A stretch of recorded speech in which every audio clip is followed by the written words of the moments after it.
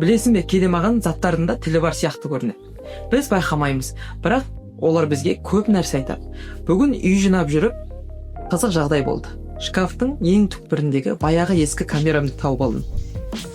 Бұрын қолымнан тастамайтын камерам еді. Көшедегі мысық па, әдемі батқан күн бе, достарымның күлкісі ме, бәрін түсіре беретін. Қызығы сол, ол камера далада қалған жоқ, жаңбырда қалған жоқ, қар астында да ештеңе түсірмедім.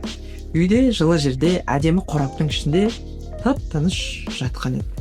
Бірақ бүгін қосып көрсем, жоқ, өлген.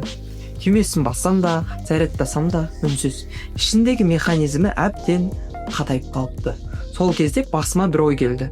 Тот басу немесе бұзылу деген тек темірге қатысты емес екен. Ол қолданылмаған уақыттың ізі. Егер бір затты пайдаланбасақ, ол жайлап өле бастайды. Сырты бүк-бүтін болып көрінгенмен, іші істен шығып қалған. Менің де бір сондай құралым бар еді. Камера емес, қылғаламмен бояу.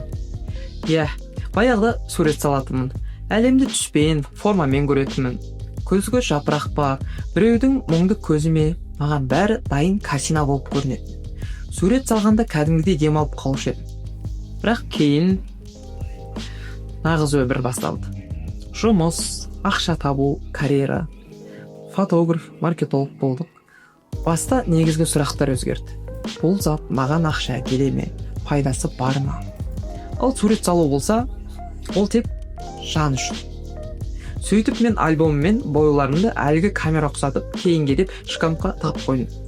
Бақытты болғанда салармын дедім. Ақша тауып алайын, жағдай жасап алайын, содан кейін айналсам дедім.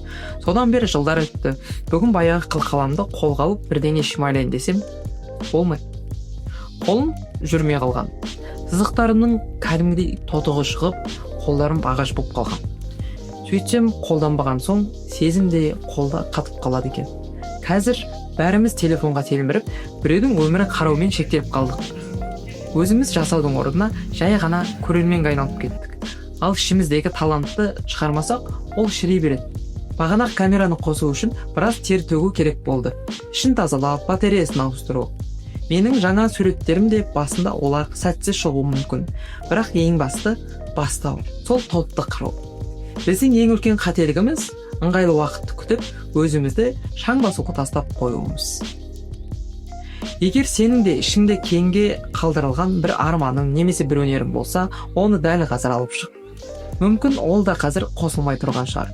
Мүмкін оны қолға алу басында ауыр тер, бірақ қазір қолға алмасаң, ертең кеш болуы мүмкін. Мен маркетологпын, фотографпын, бірақ бүгін мен қайтадан суретші болғым келеді. Тотты қырып тастап, өзімді қайта тапқым келеді. Ал сен ше, сенің ішіңде не қосылмай шаң басып жатыр? Не істегің келіп жүр негізі? Төменге комментарийге жазып кет. Сіздермен бірге болған Ақсүйек, және бұл видеоблог емес.